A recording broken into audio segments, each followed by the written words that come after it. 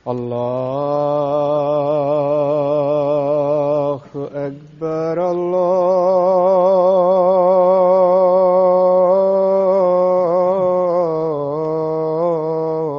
الله أكبر الله أكبر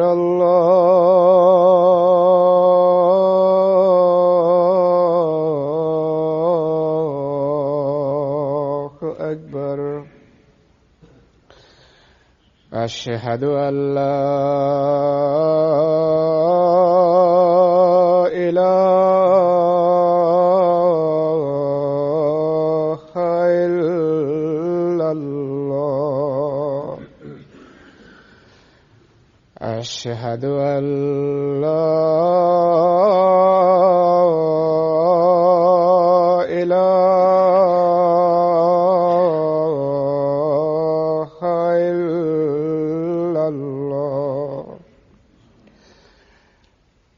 أشهد أن محمدًا رسول الله.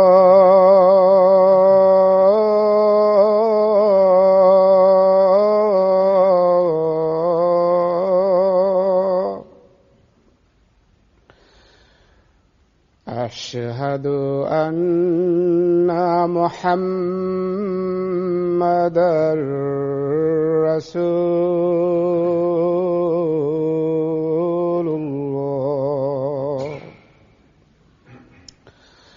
حي على الصلاة.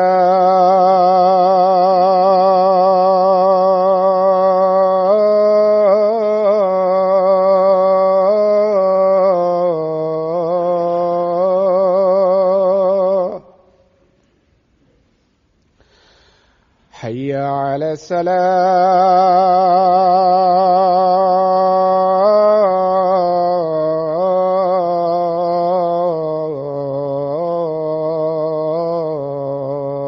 السلام. حي على الفلاح.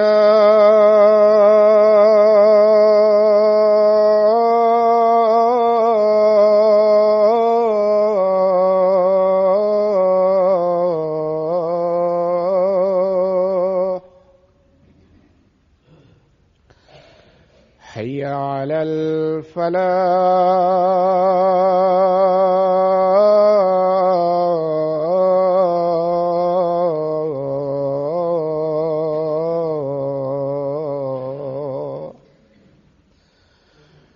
الله أكبر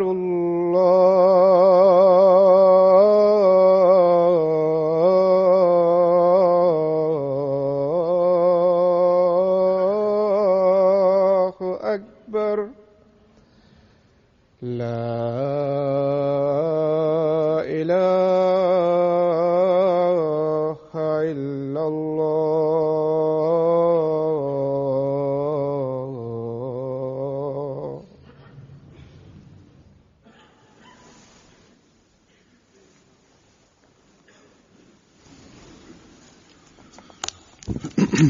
السلام عليكم ورحمة الله.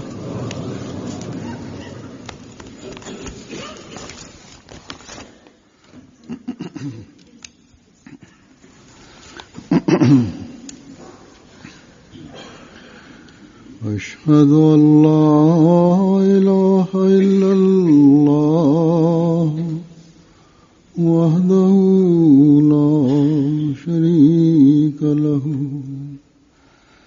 وأشهد أن محمدًا عبده ورسوله.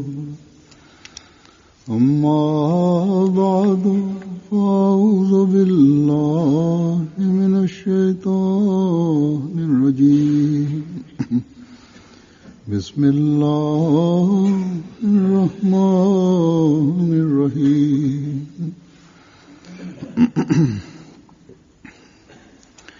الحمد لله رب العالمين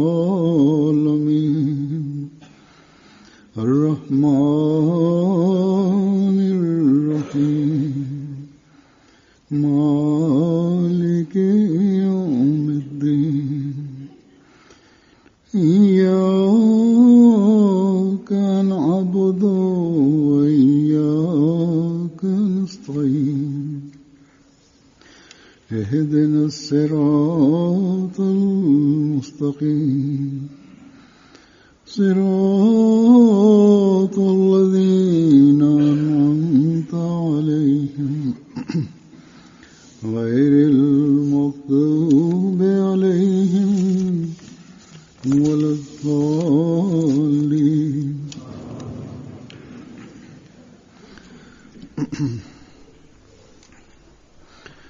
आज मैं हज़रत मसीह मौद अलैहिस्सलाम Bismillahirrahmanirrahim. Huzur kaže danas ja želim predstaviti neke isječke iz pisanja Božjeg Mesija alejhi selama i neke navode i neke njegove izjave u kojima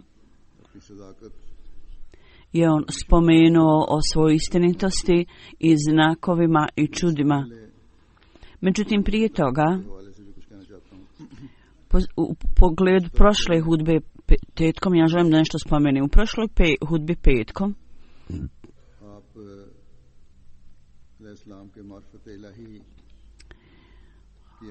ja sam govorio u pogledu Marifati Ilahi, navod običnog Mesija alejhi selama, ja sam spomenuo taj navod i pročitao sam i objasnio sam neke riječi. Međutim, vidio sam da su neke riječi malo teške i kasnije sam,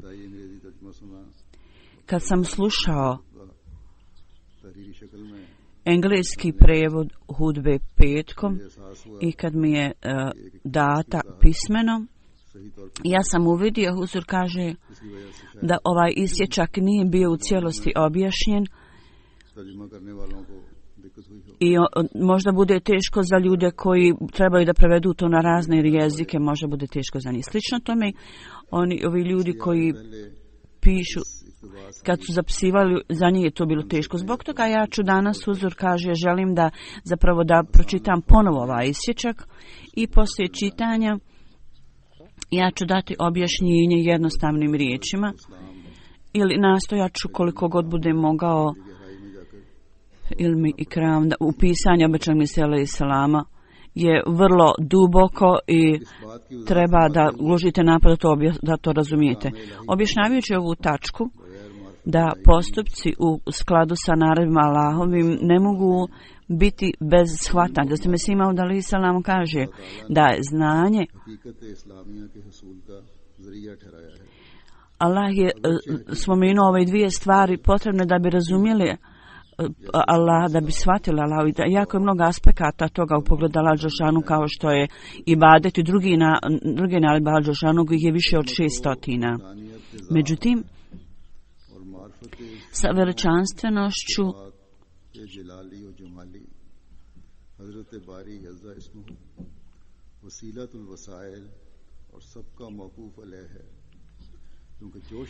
Huzur kaže, ovo je vrlo duboka rečenica. Ako osoba koja nije svjesna ovog, ako osoba nema razumijevanja Allah dželešanu, koliko daleko, koliko on može da razumije kako treba da obavlja namaz ili ibadet i kako da posveti pažnju drugim dobrotvornim svrhama. Stvarni motiv, stvarna stvar koja osobu potiče da radi ove stvari je razumijevanje Allah dželešanu. I sve ove stvari su kao djeca ove osnovne stvari, ovog osnovnog pitanja, predmeta.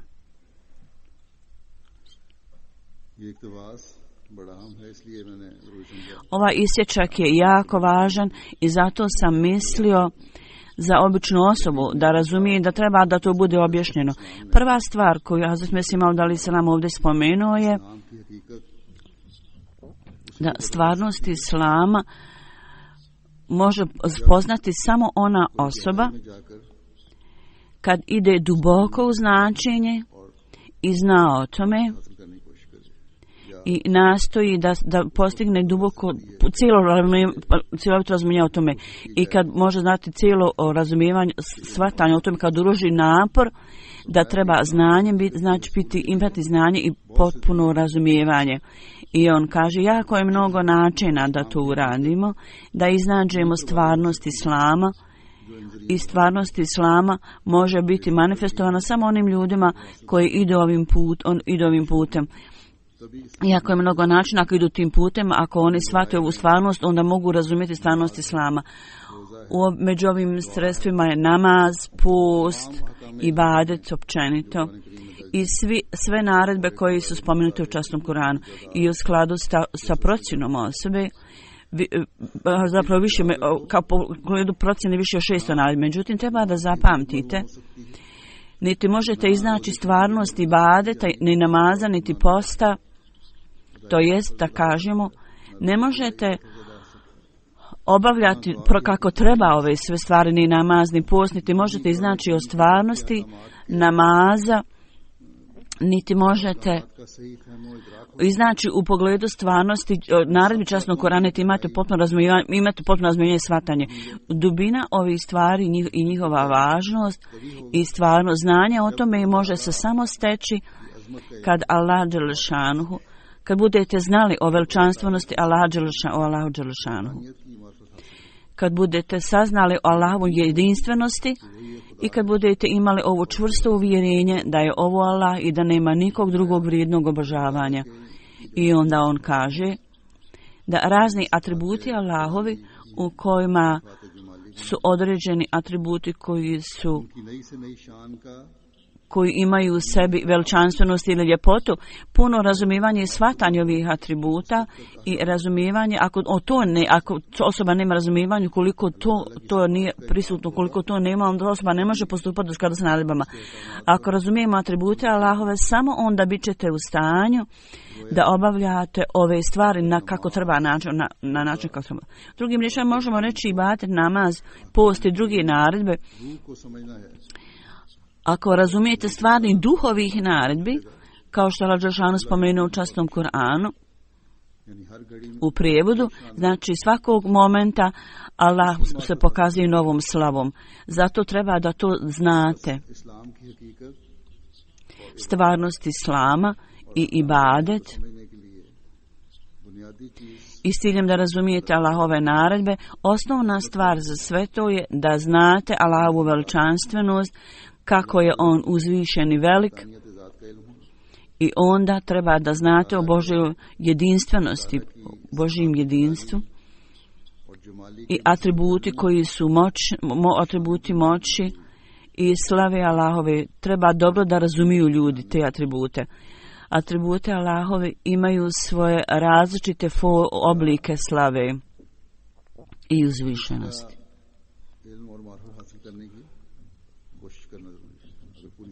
Ili treba da uložimo napor da steknemo znanje i razumijevanje ovih atributa.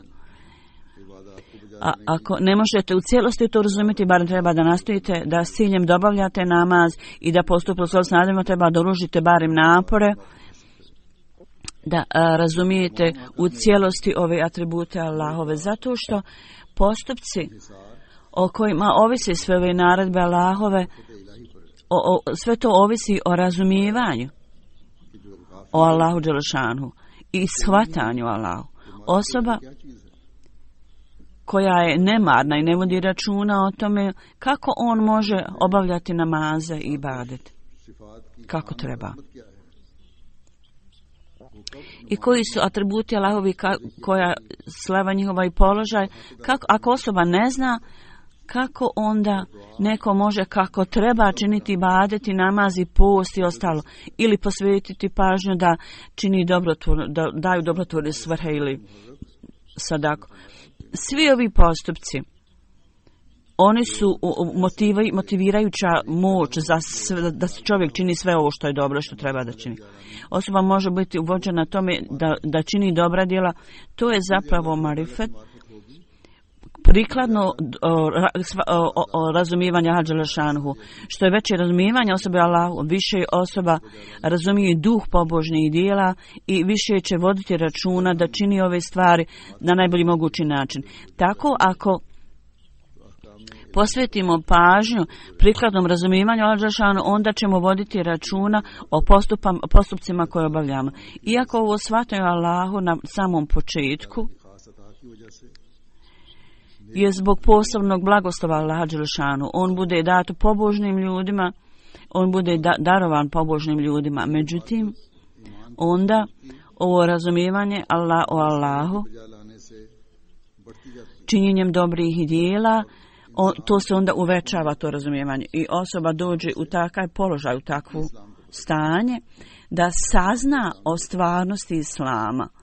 To neće biti Islam po imenu i njegovo srce i će biti prosvjetljeni prikladnim razumijevanjem i punim shvatanjem Allaha dželešanu koje se zove stvarni marifet.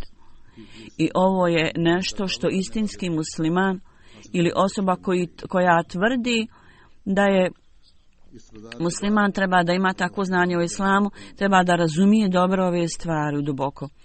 Ja sam to sad spomenuo. Ja sam spomenuo taj navod koji sam ranije spomenuo, da potpora i podrška Allaha dželešanu znakovi čudoplod toga, zatim je Maud alejhi selam je napisao, što je on spomenuo nekoliko prilika, neki od njih ću ja uzeti dana i spomeni. Za 2 dana, 23. marta, džemat će obilježiti i proslaviti dan osnivanja džemata. Tog dana ulema i govornici, učenjaci naši govore o tome i spominju određene stvari u pogledu ovog predmeta u kojima su spomenuti znakovi i Allahova pomoć i potpora i podrška. I sve ovo je također se nalazi u knjigama što se odnosi na obećanog Mesiju alejhi selama u pogledu njegovog dolaska, to je sve spomenuto je. Tako da ovo je samo dobra da se poklapa prilika da danas ovaj predmet ja sam prije 2 dana spominjao u petak zapravo i također sam spomenuo da ove godine u Kadijanu 3 dana prenosit će se poseban program iz Kadijana na arapskom jeziku u pogledu dolaska obećanog Mesije alejhi selama i ovo će biti uživo, prenos uživo. Naši Arapi, Ahmedi, muslimani, oni su otišli u Kadijan.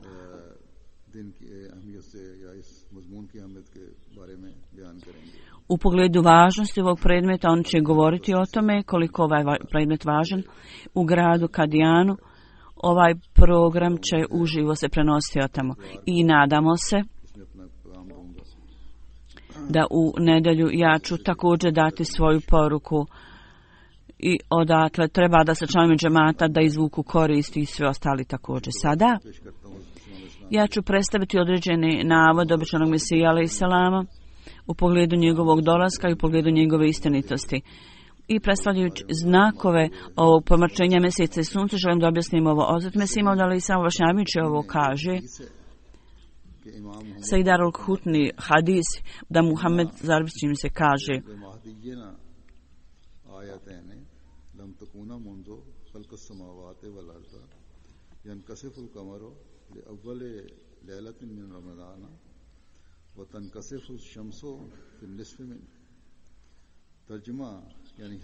Prevod ovog hadisa ovako kaže: za našeg Mahdija su 2 znaka i od stvaranja nebesa i zemlje ova 2 znaka se nikada nisu pojavila u vrijeme nijednog drugog koji je tvrdio da je od Boga. Jedan znak je da će se u vrijeme Mehdija, obećanog Mesija alejhi selama, dogoditi pomračenje mjeseca u prvi dane, to je 13. noć, a pomračenje sunca će se dogoditi u srednjem danu, to je 28. dan, to je, zakažemo, 28. ovog mjeseca.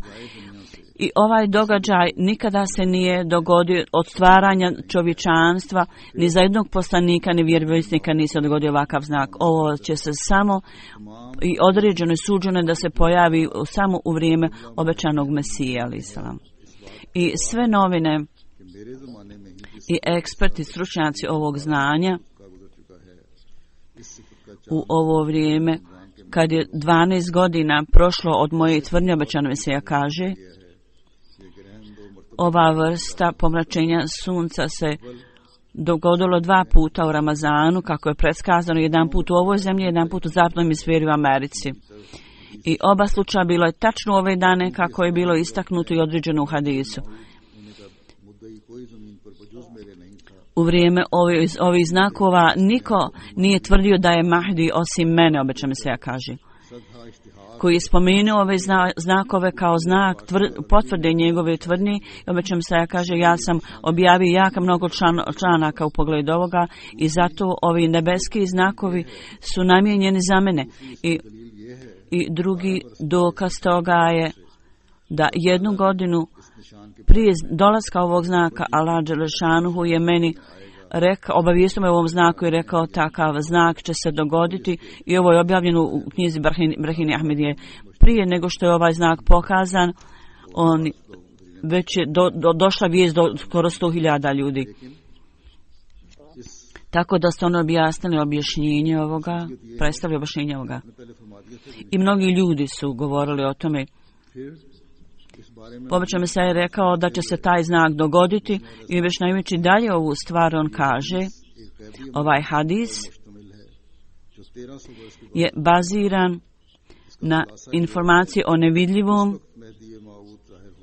i kratki sadržaj toga je da kad se Imam Mahdi pojavi u toku njegovog života, u toku njegovog perioda, ovo pomračenje sunca, mjeseca će dogoditi 13. noć, a pomračenje sunca 28. dana.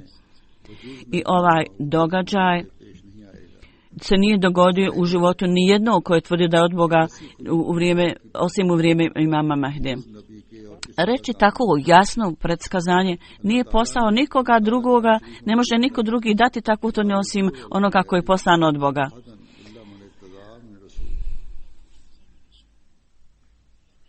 Allah Đelešanhu kaže ovdje u prevodu da Allah Đelešanhu u stvarima nevidljivog osim svojim odabranim poslanicima ne otkriva nikome drugom svoje stvar nevidljive.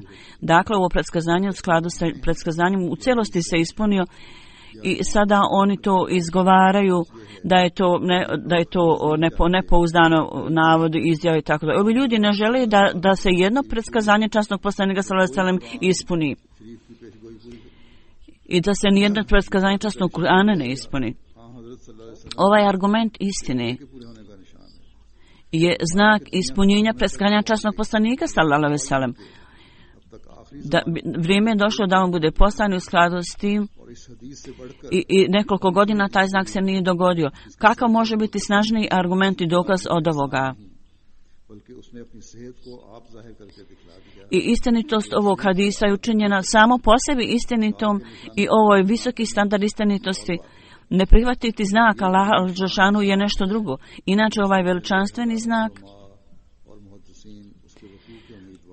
koji 1000 poslanika su došli na svijet i 1000 zapravo učenjaka su govorili o ovome i učenjaci su to spominjali i plakali, molili Allaha i podsjećali ljude o tome. U ovo doba, u pogledu upravo ovog znaka u svojoj knjizi, u nekoj knjizi, ovaj neki je učenjak rekao u vrijeme Mesima da i on spominje ovaj ajet, čini mi se, ili isječak. Ovaj čovjek, neki čovjek nije džemata, nego on je napisao u svojoj knjizi i objašnjava, kaže, mjesec će se pomračiti 13. a pomračenje sunca će se dogoditi 28. dana u mjesecu Ramazanu. U istom mjesecu će se oba pomračenja dogoditi. On isto to objasnio u svojoj knjizi. Huzur navodi još jedan ajet ili isječak i prevod. Kaže, u 13. stoljeću pomračit će se sunce i mjesecu Ramazanu i Mesih Maud će se vratiti i to će biti znak Antikrista Dejjala isto tako.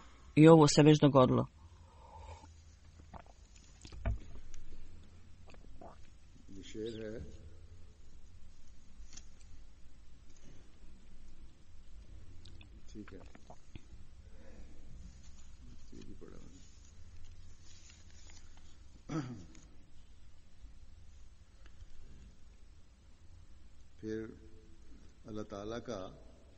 Onda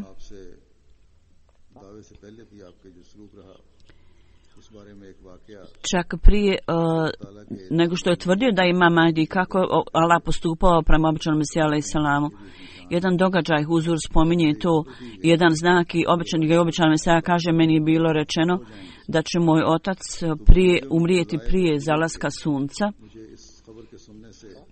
I onda kao iz ljudske slabosti ja sam osjećao tugu zbog toga, osjećao sam bol, jer svi izvori prihoda su vezani za mog oca, on je dobivao penziju od britanske vlade i također neku nagradu je dobivao kao stipendiju nešto. I ja sam pomislio u momentu šta će se dogoditi posle njegove smrti, imao sam strah jednog momenta da ću ja možda imati neke teškoće financijske i teško stanje. I ova misao je samo došla kao u jednoj sekundi kroz moj um. U tom momentu ja osjećao sam se pospano i dobio sam objavu od Allaha koja u prevodu kaže da Allah nije dovoljan robu svom. Na ovu objavu moje srce je postalo tako snažno kao osoba koja je ranjena jedan put bude izliječena od svoje te rane bolesti. Dakle, ovo je spomenuto da Allah Đelešanu je to meni objavio da me utješi i ovo je bila je takva čistoća u ovoj objavi. I sa Božjim objavama se to dogodi. Ja onim ljudima koji kažu kakva je korist od objava. I oni ne kažu da njihove objave su možda zamišljene stvari, možda od šejtana i tako dalje. Ovi objave Allahove su od regularne koristi. Ja pod zakletvom kažem da ja vjerujem u ove objave kao što vjerujem u ajete časnog Kur'ana i druge Allahove knjige. Kao što vjerujem da je Allah Đelešanu sigurno Allahova riječ, objava od Allah Đelešanu slično tome. Objave koje meni dolaze, ja zaista vjerujem da su to objave od Allah Đelešanu, zato što s tim dolazi sjaj Allahu Đelešanu, nur. I ja vjerujem znakove Allahove moći. I ja sam dobio dakle ovu objavu u prevodu koja kaže da Allah nije dovoljno robu svom. Ja sam od istog trena shvatio da Allah neće dozvoliti da budem izgubljen. Da mi neće dozvoliti da budem izgubljen. I ja sam jednom Hindu dao objavu u pismenu i rekla mu cijelu stvar. I poslao go Amristar da kroz Hakim Šerif Sahiba da on to ugravira u kamen i da mi napravi prsten od toga. Ja sam odabrao ovog Hindu upravo za ovu svrhu iz razloga da on bude svjedok ovoj veličanstvenom predskazanju ovom, tako da Muhammed Šerif također bude svjedok toga. Tako da kroz Muhammed Šerif Sahiba bio je pripremljen ovaj prsten, koštao je samo 5 rupija i ja još uvijek imam taj prsten. Ovo je bila objava u vrijeme kad smo mi svi za financije bili oslanjali se u prihod svoga oca. Ovisili o tome. I niko izvana mene nije znao. Ja sam potpuno bio nepoznata osoba u to vrijeme i živio sam u nepoznatom selu Kadijan i bio sam potpuno, za nema niko nije znao o meni. Onda Allah je okrenuo ljude da ljudi dođu k meni i jako mnogo pobjeda i također financijska pomoć je bila tolika da s ciljem da izrazim svoju zahvalnost ja ne imam dovoljno riječi da se zahvalim Allahu. I nikad nisam očekao to da će čak 10 funti doći k meni.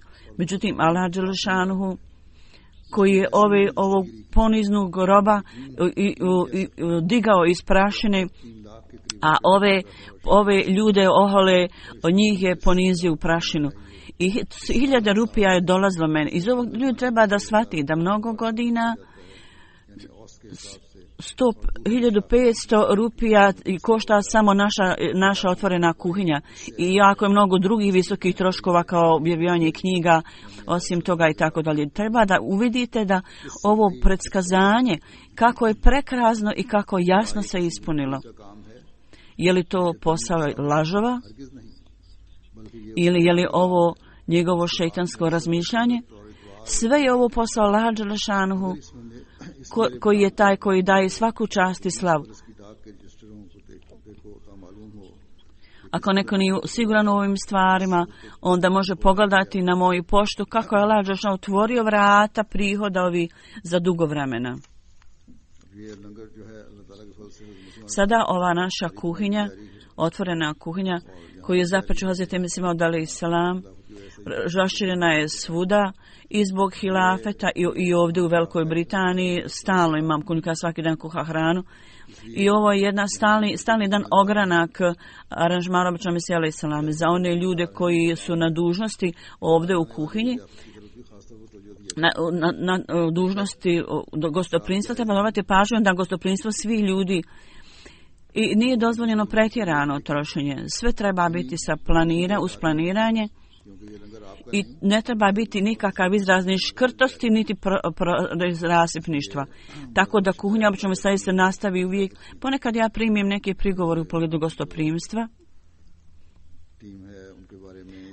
Da tim zjafe za gostoprimstvo ili oni koji su vršioci dužnosti treba da posvete svi pažnje ovome, pogotovo ovdje, ali također i na svim drugim mjestima u svijetu. Ljudi koji se ovo tiče trebali posvetiti pažnju tome. Slično tome i u Rabu i Kadijan isto tako. I onda u pogledu napretka zajednica, da time Mesih Maud alejhi selam kaže, spominjući jednu svoju objavu u Brahini Ahmedija, u pogledu napretka zajednice, pretkazanje je bilo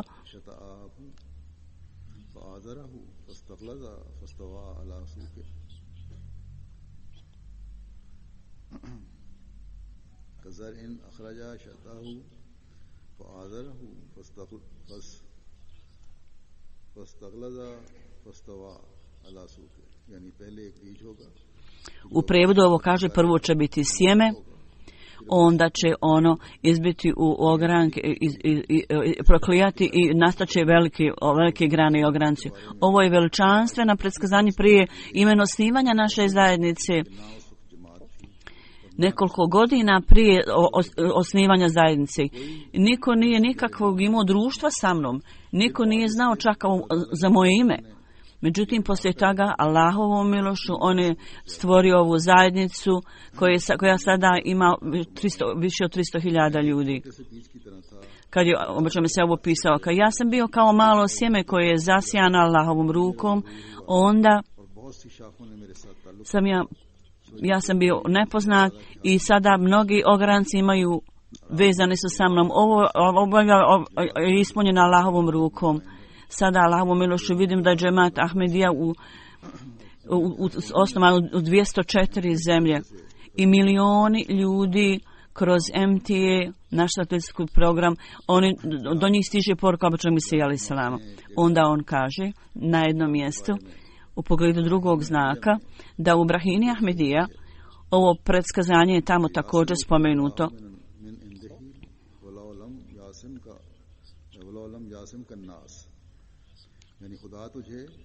U prijevodu kaže Allah dželešanuhu, lično ćete zaštititi od svih nevolja, ovo predskazanje kaže, ova objava kaže.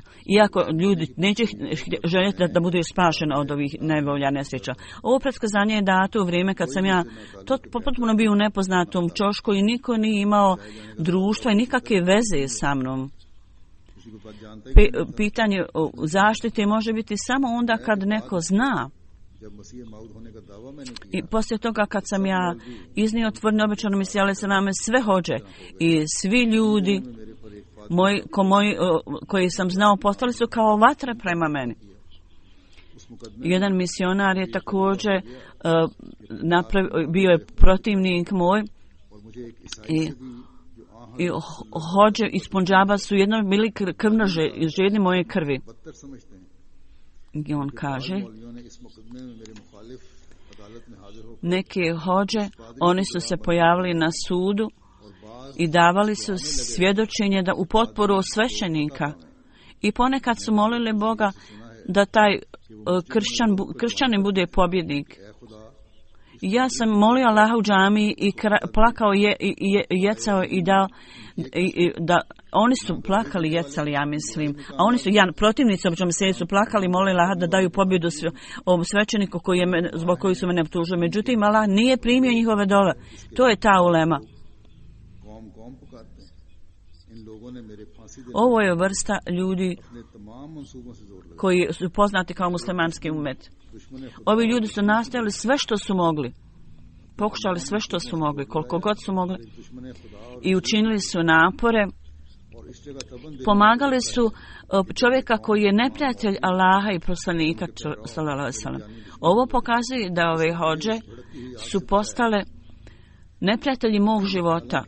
Ko je bio tu da me zaštiti od njih?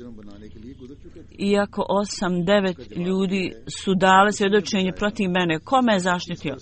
Odgovor je bio da Allah dželešanu me spašio, koji prije 25 godina dao svoje objave, rekao ljudi će pokušati da te ubiju i da te oštete, ali ja ću te zaštiti, Allah je kazao. To je prije bilo spomenuto i zapisano prije 25 godina prije toga u Brahini Ahmedija knjizi.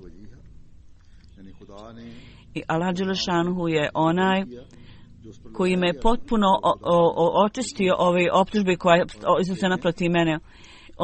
On zna koja je osoba plemenita i čista u očima Božjim i kako je ova tvrdnja bila danas čak ispunjena. Dr. Martin Clark, on je bio daleki unuk, je spomenuo, kojeg sam ja u Londonu, on je spomenuo da je moj pradjed je bio u Kadijanu i ne tamo bio advokat sudija i kaže on je to rekao da obećan Mesija istinito, on je to dokazao kroz objavljene na našoj dželsi govori o tome. U pogledu jedne knjige koju je neko objavio iz Ludhijane, on je molio protiv mene, obećan Mesija kaže, njegov neki protivnik, 26 ili 7 stranica knjige on kaže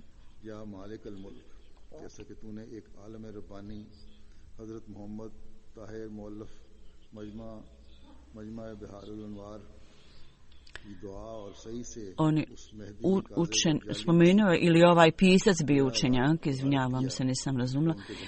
Ovaj čovjek je protivnik obećanog Mesije koji je napisao ovu knjigu, rekao je kako si molio je Boga, kako si kaznio od tog i tog. On kaže i on je molio Boga isto tako i kaže ovaj koji radi za tvoju istinsku religiju, ja tebe molim da dadneš sposobnost Mirzi, misli na običnom Mesiju, da se pokaju oni njegovi sedmenici, tako ovaj protivnik molio Allaha i molio Allaha da je učini žrtvama tako da žrtvama i znakom uništenja. Značenje toga je da oni ljudi koji, kao što ajet kaže, ljudi koji su učinili pogrešku, njihov sami korijeni će biti odsječeni. On je tako molio Allah da tako i obećani Mesija bude uništen sa svojim sljedbenicima. I pod bilješkom na stranici 26 napisano je da je neki imam nas spomenuo i rekao da je molio Boga da Imam Mahdi i njegovi sljedbenici budu uništeni. Allahovom milošću ja sam živ, obećan Mesija kaže, i mojih sljedbenika je mnogo više nego u to vrijeme. I sada je više od 100.000 mojih sljedbenika.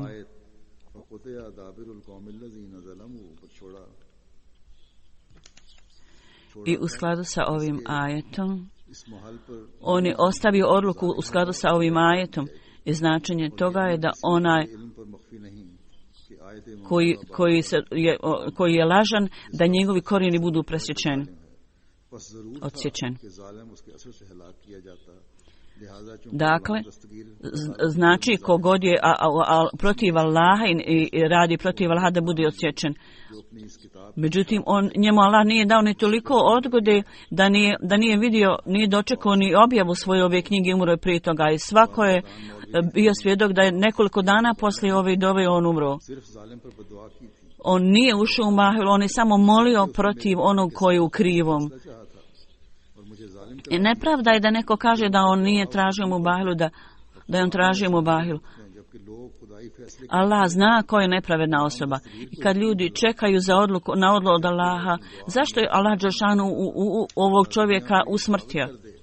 On je molio Allaha za moju smrt, da on dokaže ljudima da smo mi u krivu, da smo protiv Allaha.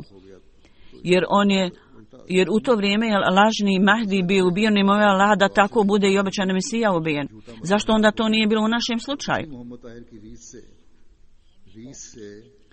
Poslije tog primjera Mohamed Tahira, on je samo oponašao to i on je također molio ovaj drugi jedan protivnik. Oni treba da razmisle kakva je bio rezultat dove ovog prethodnika, njegovog protivnika i ovog drugog koji isto tako njega samo oponašao, isto tako molio Allah za naše uništenje. Oni treba da kažu da je lažni imam Mahdi umro i da treba da priznaju da se njihove dove Allah nije primio. Jer je bio tada ubijen još jedan čovjek koji je također bio tlačitelj. Sada pravedno reste čiji su korijeni bili odsječeni, a ko je bio žrtva ove dove. Allah dželšanhu kaže: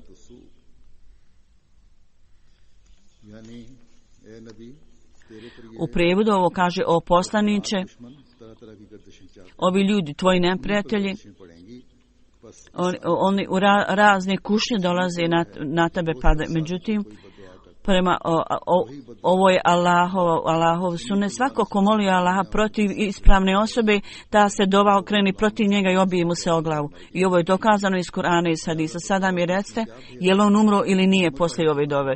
I kakva je tajna u ovome?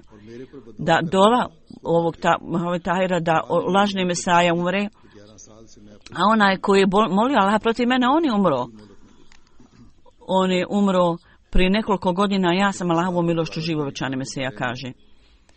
Onda u pogledu znaka njegovog riječitosti u jeziku, okretnosti u jeziku, Brahini Ahmedija, on kaže: Allah dželešanu, Allah je rekao, Allah će ti dati takvu riječitost da se niko ne može nositi s tobom, nadmetati s tobom. I niko, obično se kaže, niko se nije bio u stanju nadmetati s tobom. I u skladu sa objavom, koja u prevodu kaže, i knjige, obično se kaže, knjige koje sam ja napisao na arapskom, neki su u poimama, neki u prozi, niko ne može iznijeti nešto slično tome. I vezano za tabligh i još neki navodi, ja mislim da su ovo navodi knjiga ili nečega. Nurul Hak 1 ili 2, Tufal Bad i Džadžul Mesih. Ovo su sve navodi knjiga koji na engleskom prevodilac govori na urdu i ne govori mi na engleski, pa ja vama ne mogu prevesti.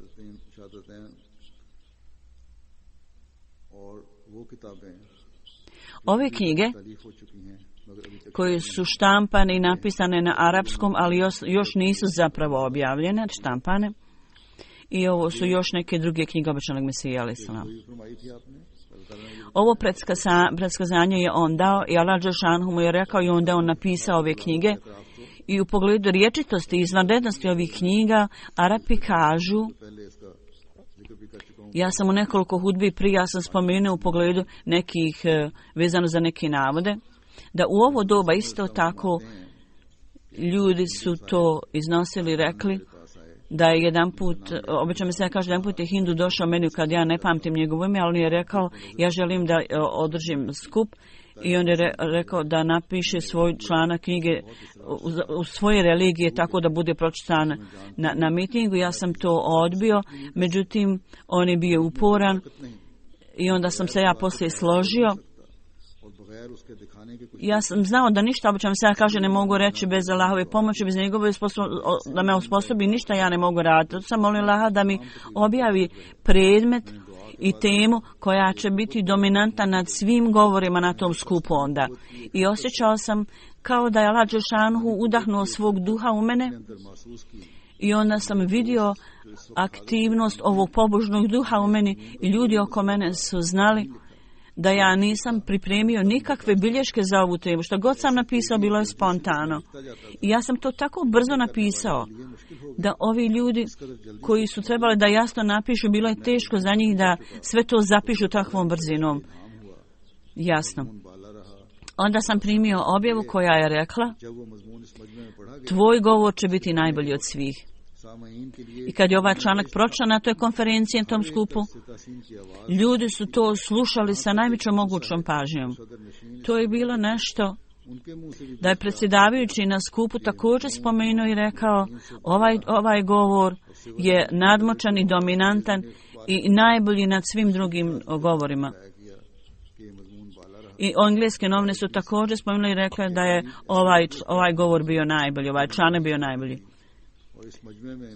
I novine su također isto napisali i na ovom skupu. Uglavnom, svi ljudi su se složili da je ovo bio najbolji članak, najbolji govor i hiljade ljudi koji su složili s ovim. I svjedoci su, dali su svjedočenje da je ovo bio najbolji moj članak, odnosno pročitan kao govor.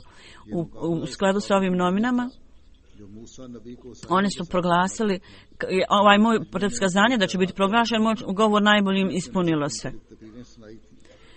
Svi ljudi su govorili o svojim religijama na tom skupu i bili su neki Hindu, Arija, neki Sikh i drugi naši protivnici, bilo muslimani ili drugi. Svi su oni predstavili svoje papire, a to je sve bilo kao u pogledu Musa alejselama i mađiončara, kako je sve to bilo kao raspršeno i učinjeno je kao da ništa ne vrijedi, upravo kao štap Musava koji je raspršio sve ove mađiončarske trikove. Allah dželšanhu samo zna.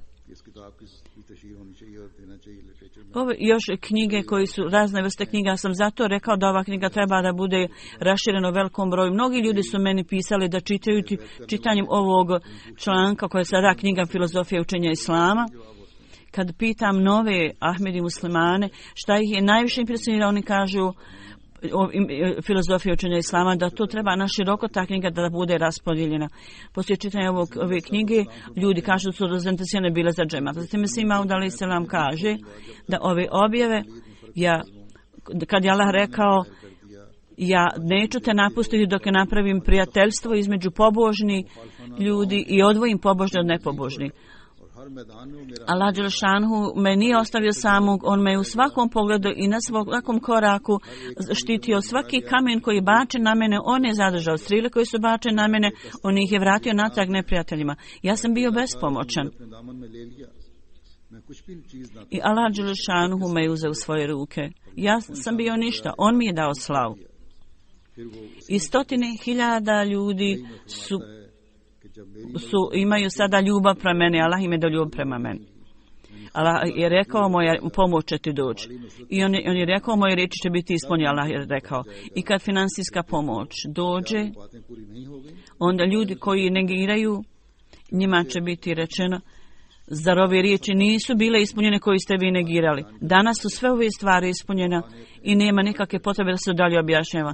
Allah dželšanhu uvijek pamti svoje obećanje. 100.000 ljudi su postali moji sljedbenici, o čemu se kaže. I ta financijska pomoć koju niko nije mogao ni zamisliti. Dakle, da Allah ima milosti nad ovim protivnicama i da im Allah otvori oči. Samo zamislite, može li ovo biti primjer lažova i prevaranta, varalice? Kad su ove stvari bile takve da su se ljudi smijali i rugali, ljudi nisu znali o meni. Ko je taj onda ko je mogao osnovati od ovih, da od ničega ovoliki broj ljudi, 1000 ljudi se okrenu prema meni. Posle objavljivanja knjige Brahini Ahmedi, ja sam tako bio nepoznat da u štampi jedan kršćanski svećenik čije ime bilo Ređebeli, knjiga je bila objavljena, ja sam tamo išao da čitam, kad je objava knjige bila, ja sam tamo išao sam i nikada nije niko obratio pažnju na mene, niti primijetio da ja tamo idem i dolazim. Ja nisam uopšte imao nikakvog položaja, niko nije nikakvog posvećivao pažnju na mene i Arija su svjedoci ovoga. I Šapčantak je svjedok tome. U njegovoj štampi također moja knjiga bila objavljena i tamo je bila spomenuta objava i kaligraf je to napisao i ovaj svećenik se pitao u to vrijeme kako će se ova stvar dogoditi, da će mnogo ljudi se okrenuti prema ovome čovjeku. Ove riječi je rekao Allah dželešanu i one su se ispunile u svoje vrijeme. Jedno vrijeme ljudsko oko se čudilo nad tim, međutim sada Allahovom milošću ovo predskazanje se sa velikom slavom ispunilo. Kao što sam rekao, kroz MTA ova poruka stiže do svih uglova svijeta. I prethodno oni su išli u Amristar, sada u Kadijanu sa svim modernim sredstvima.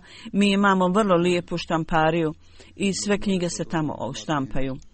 Zatim Mesih alejhi selam kaže: s njim da dokažem svoju istinitost, Allah dželešanuhu je više od 300.000 znakova pokazao i pomračenje sunca i mjeseca. Ovi ljudi koji ne vjeruju u ove izreke Allaha i poslanika, on to negira i on svjesno odbija ove znakove.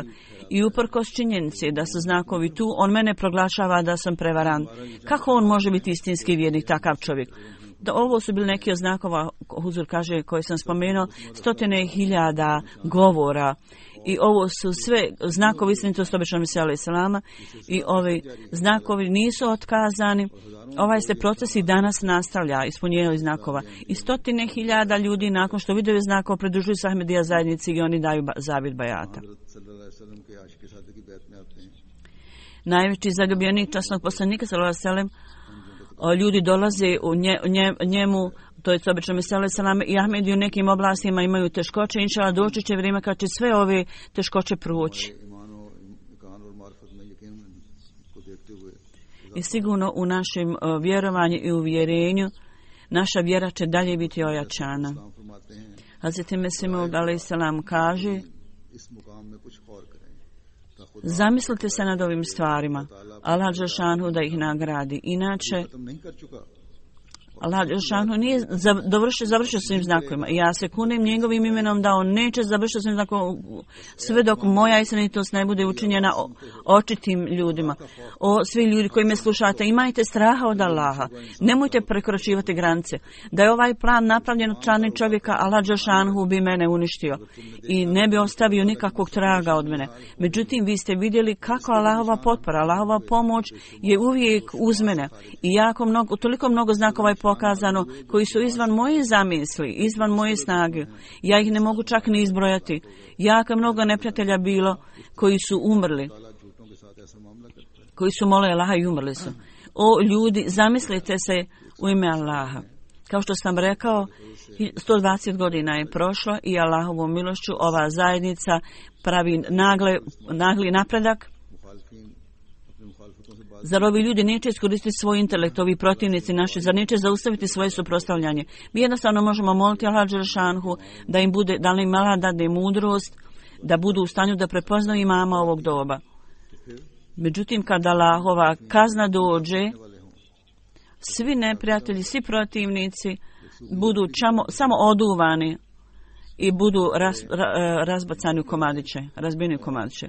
Da Allah učini da tako bude, da ovi ljudi imaju mudrosti i da budu među ovim ljudima koji prepoznaju obećanog Mesija alejhi selama i imama Mahdija. Osim toga, ja želim da tražim dove ponovo za Ahmedi muslimane u Siriji, pogotovo su potrebne dove za Ahmedi u Pakistanu, isto tako slično tome. I slično tome ima Ahmedi muslimana u Egiptu koji također suočavaju se s određenim teškoćama, da im Allah pomogne i riješi sve probleme. I u pogledu toga isto tako da također budemo u stanju da vidimo velike znakove u tome da oni mogu slobodno, bez ikakvih ograničenja zabrane, mogu otkriti javno i reći svoju vjeru i da budu pod Allahovom zaštitom. Da molimo Allaha. Mi smo oni kažu da im su pod zabranama i da ne mogu otvoreno da mole Allah. Sve su te na njih stavljene zabrane. Danas poslije džume namaza ja ću klanjati dženazu namaz u odsustvu Latifa Ilyas sahiba iz Amerike koja je umrla 9. marta inna lillahi wa inna ilaihi rađun. Latifa Ilyas sahiba ona je bila Amerikanka. Ona je prije 50 godina primila Ahmedijet. Sad imala, kad umrla, imala 76 godina. Vrlo jednostavna, predana i bogobojazna osoba je bila. Bila je predana hilafetu. Bila je vrlo naklonjena dedi u džamiju i njen sin Džemal Ahmedi vrlo je pobožan Ahmedi. Predsjednik džemata piše da uprkos skromnih sredstava ona je donosila neke članke i čistila je kuću u to vrijeme kad niko to ne bi vidio, tako da ne bude nikakvih elemenata pokazivanja, da neko ne misli da se ona samo pokazuje. Uvijek je bila zauzeta u ibadetu, tasbih i također čistila bi džamiju.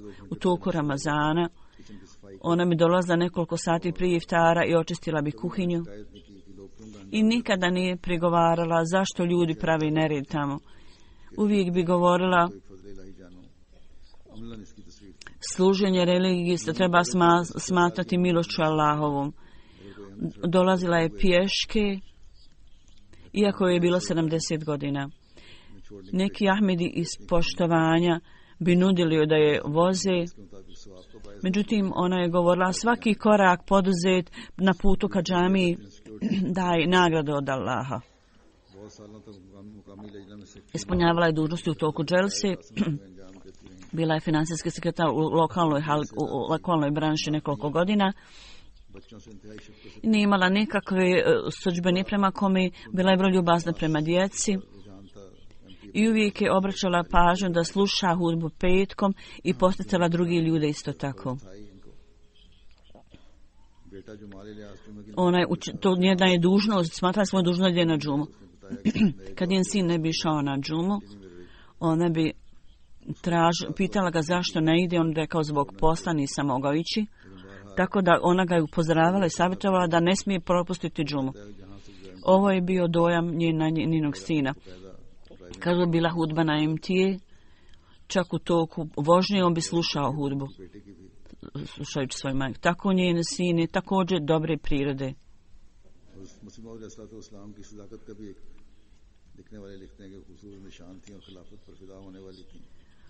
Ona je zapravo bila istinito, dokaz istinito obično mislila se nama da je Allah dželešanu oprosti.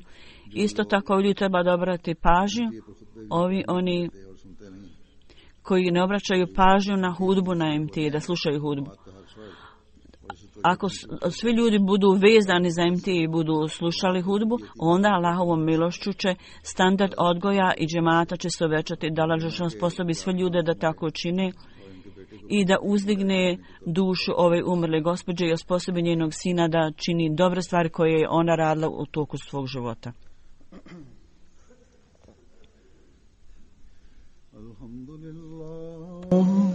Alhamdulillah, nahmaduhu wa nasta'inuhu wa nastaghfiruhu wa nu'minu bihi wa natawakkalu alayhi ونعوذ بالله من شرور أنفسنا ومن سيئات أعمالنا من يهده الله فلا مضل له ومن يضلل فلا هادي له ونشهد أن لا إله إلا الله ونشهد أن محمدا عبده ورسوله عباد الله رحمكم الله إن الله يأمر بالعدل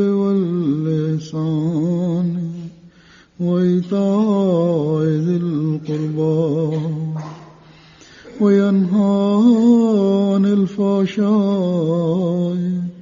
والمنكر والبغي يعظكم لعلكم تذكرون اذكروا الله يذكركم وادعوه يستجب لكم ولذكر الله أكبر